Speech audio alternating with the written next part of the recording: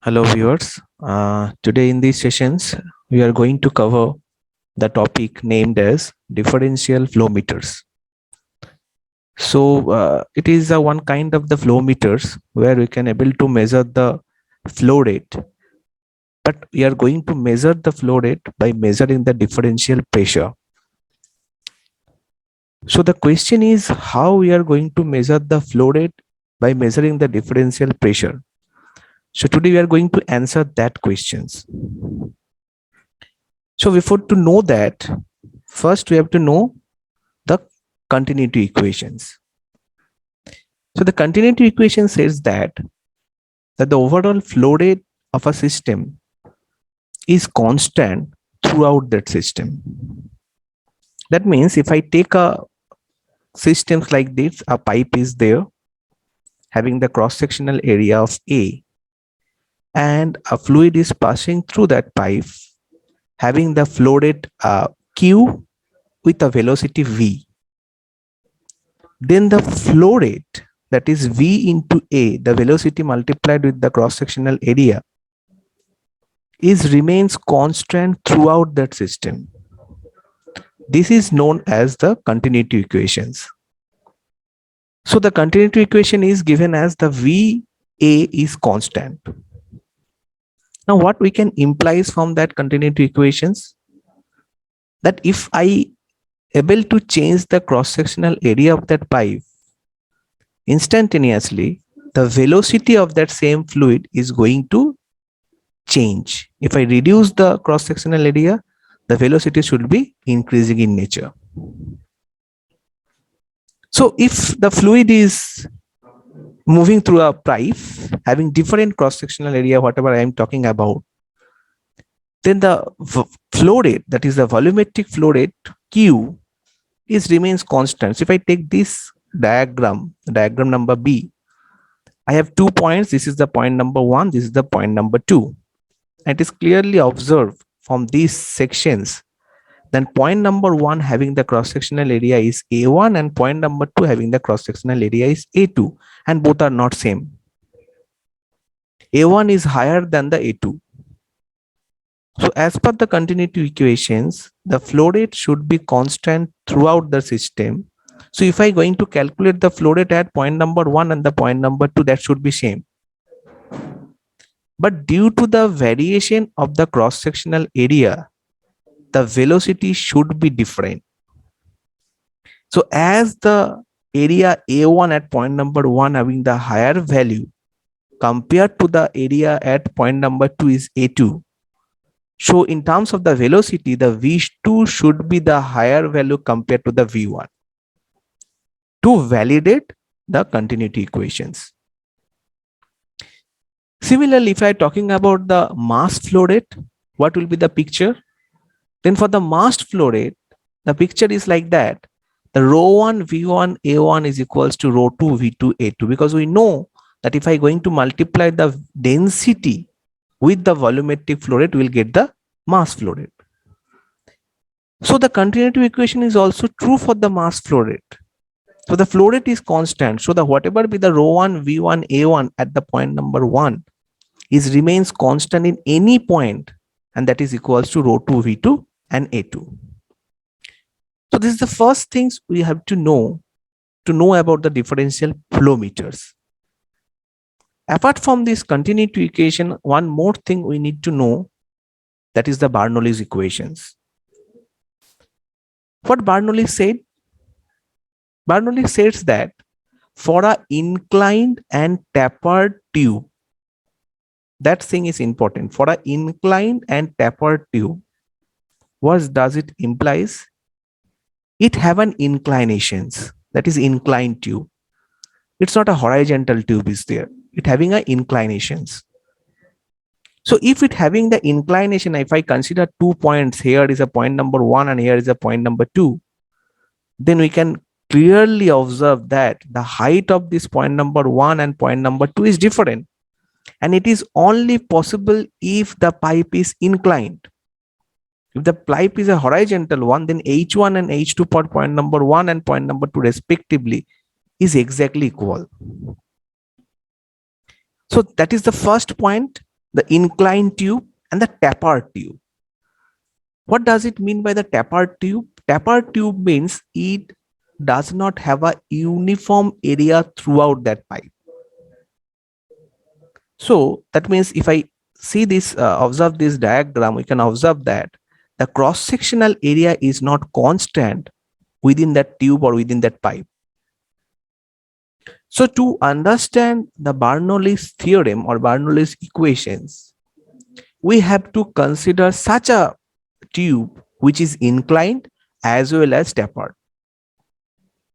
So for such kind of system, Bernoulli says that the sum of pressure head, velocity head, and the elevation head is equals to constant. That means if I consider the 2 point number 1 and the point number 2, so in both the points, these three heads, the pressure head, velocity head, and the elevation is remains constant. Now, one thing we have to understand over here, we are talking about head. We are not talking about the pressure plus velocity. We are not talking about the summation of pressure, velocity, and elevations. We are talking about the pressure head, velocity head, and the elevation head. So what is the difference between the velocity head and the pressure head? So the difference is velocity head, the definition is the vertical distance through which a liquid would fall to attain a given velocity. Say we want to attain a velocity v1 or v. So what should be the vertical distance is required so that a liquid will attain the velocity v if it is in a stationary conditions. That means how much height is required to attain a liquid of that given velocity. The velocity may be anything, v, v1, v2, whatever it is. So we know the formula, that v square equals to u square plus 2gh, where v is the final velocity, u is the initial velocity, and h is the height. So to attain the given velocity v, and initial velocity is 0. So if I put the 0, u is equal to 0, then we'll got the equation v square equals to 2gh. And we are talking about head, velocity head. We are not talking about the velocity itself. So head means that height. So the velocity head, the expression is v square divided by 2h. So that is the difference between the velocity and the velocity head. Velocity is v, but here the velocity head is the v square by 2g. Similarly, for the next part, for the pressure head, here also the difference is there in between the pressure and the pressure head. So what is the definition of the pressure head? The definition for the pressure head is the vertical distance which a common column of the flowing fluid would rise with an open end tube as a result of static pressure. That means if I apply that amount of pressure in a manometer, what should be the height difference of that manometric fluid is defined as the pressure head. So we know that from the principle of the manometer, the del P equals to rho gh. So what is del P? The final pressure minus initial pressure. So initial pressure is here 0. So we can write here del P is equals to P itself.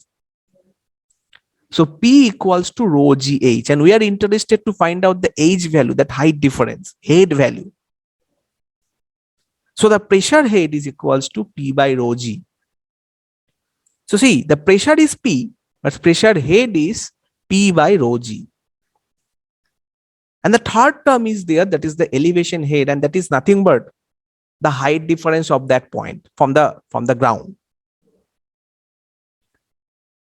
Now, if I write down the expression for the Bernoulli's equations, it looks like P1 by rho g, the pressure head at point number 1, plus V1 square by 2g, the velocity head of the point number 1, plus H1 is the elevation head of the point number 1, is equals to P2 by rho g plus V2 square by 2g plus H2. So this is the equations of the Bernoulli's theorem. Now, if I just multiplied this rho g with this upper end, then the equation becomes P1 divided by rho V1 square by 2. It should not be G. Here a mistake is there. It should be 2 plus rho G H1 plus P2 plus rho V2 square by 2. It should be 2. It should not be G plus rho G H2. So this is the Bernoulli's equation we will get from the Bernoulli's theorem. And this is for a inclined and tapered tube. Now, what is the applications? How we are going to apply the Bernoulli's theorem and the continuity equations to measure the flow rate? The perfect example is the Venturi tube. If we observe the Venturi tube, it's a horizontal tube. So the first thing is it's not a inclined tube, it's a horizontal tube.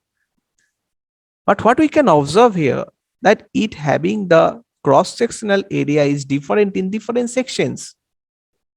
Here it's a pipe diameter, here it's a minimum area diameter is there. Again, it will be increasing in nature.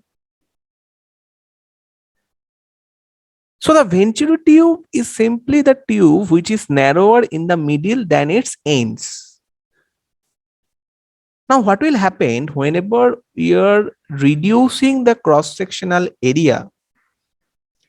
And that point, the continuity equation play the role. And for that, the velocity is going to be increasing in nature. So whenever the fluid passing through the tube reaches the narrow part, it speed up. Why it speed up? As per the continuity equation, because the cross-sectional area is less. So the velocity should be increasing in nature. And whenever the velocity is increasing in nature, then what is the velocity head? Is v square by 2g. So if the velocity is increasing in nature, so velocity head is also increasing in nature. And as per the Bernoulli's theorem, if the velocity head is increasing in nature, so the pressure head should be decreasing in nature. Because here the elevation is constant, it's a vertical tube, it's a horizontal tube. No inclination is there, the angle is 0. So if I take the elevation head over here at this point and elevation head over here at this point, both are same. So elevation head should be cancelled out in both the part. So if I use a Venturi tube like this kind of structure, then what will happen? Then as per the continuity equation, the velocity is going to be changed. And as per the Bernoulli's principle, the pressure is also going to be changed. And if I just rewrite the Bernoulli's theorem, then it should be like that: P1 plus rho V1 square by 2. It should not be G, it should be 2 plus equals to P2 plus rho V2 square by 2. It's again 2, right? Just a minute. It should be 2. So it should be 2 here and it should be 2 here also.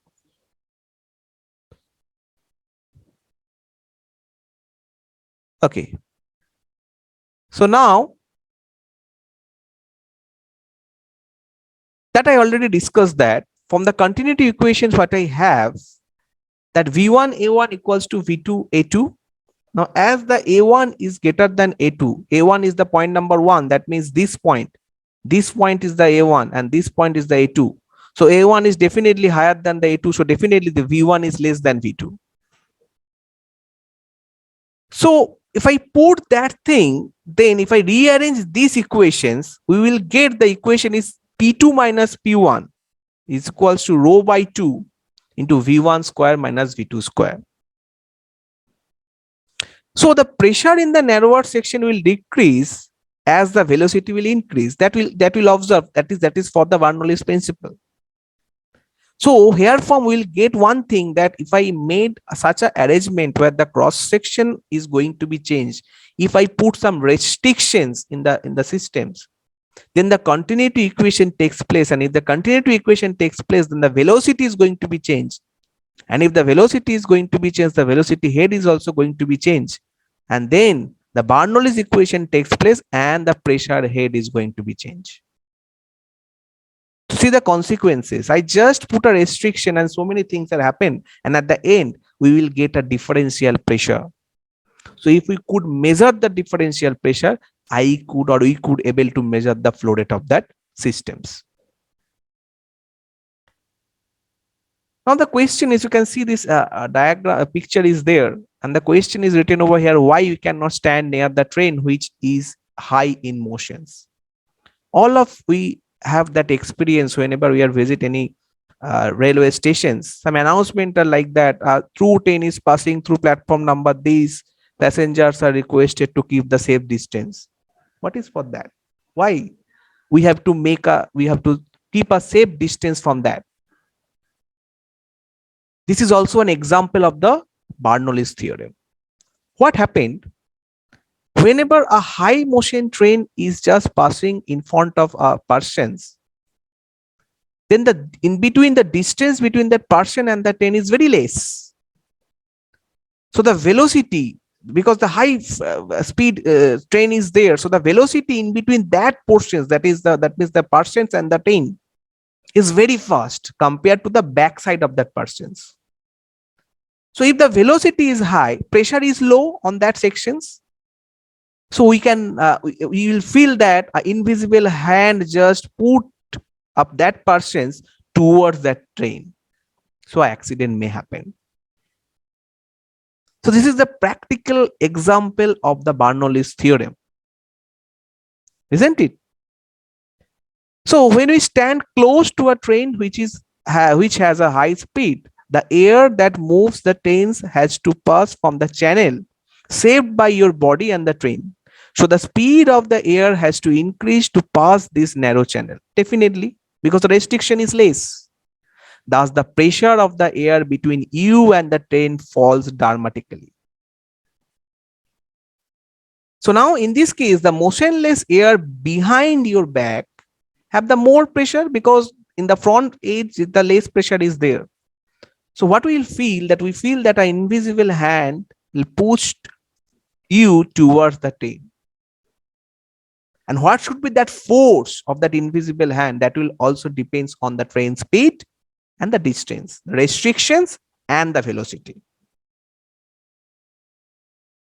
So we cannot stand close to a high speed train. So we have to be careful for that.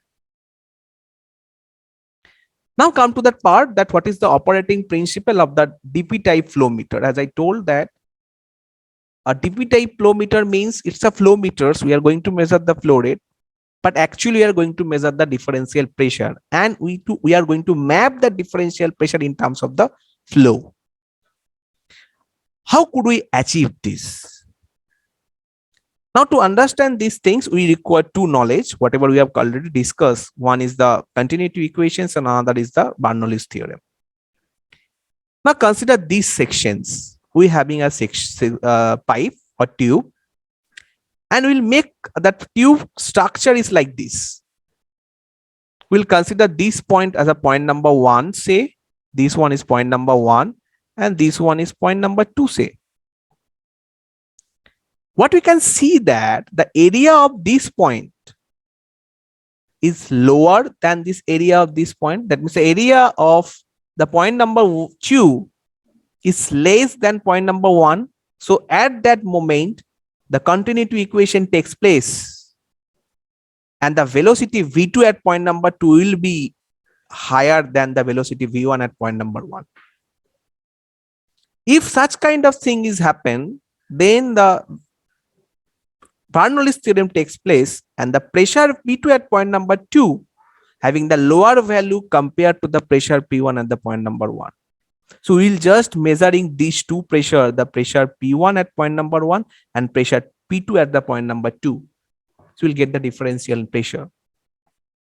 So as per the Bernoulli's theorem, P1 plus rho V1 square by 2, P2 plus rho V2 square by 2. Right?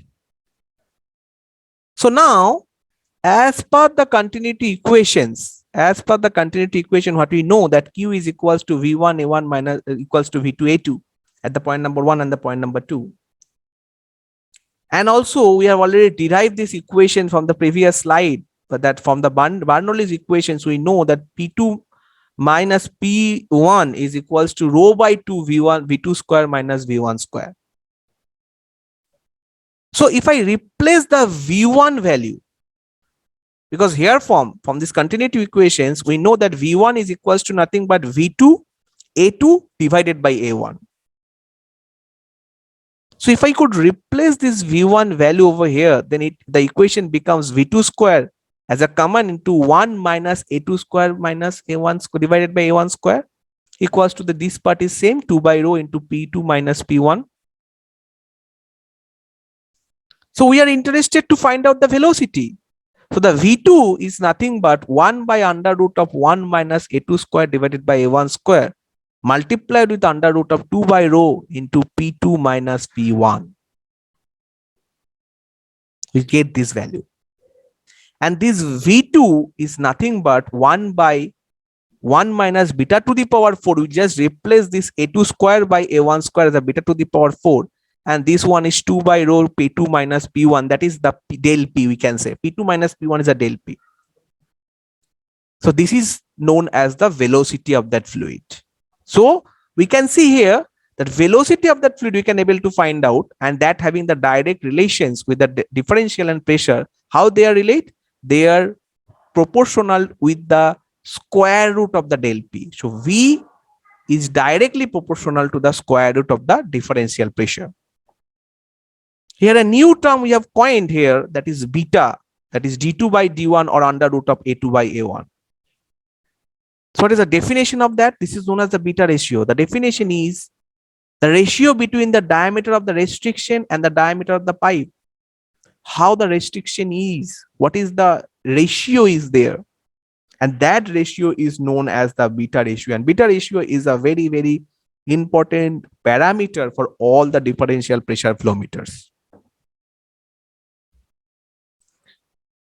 Now we are interested to find out the volumetric flow rate. Still we are find out the velocity, that is V2, and we know the volumetric flow rate is nothing but the velocity is multiplied with the area.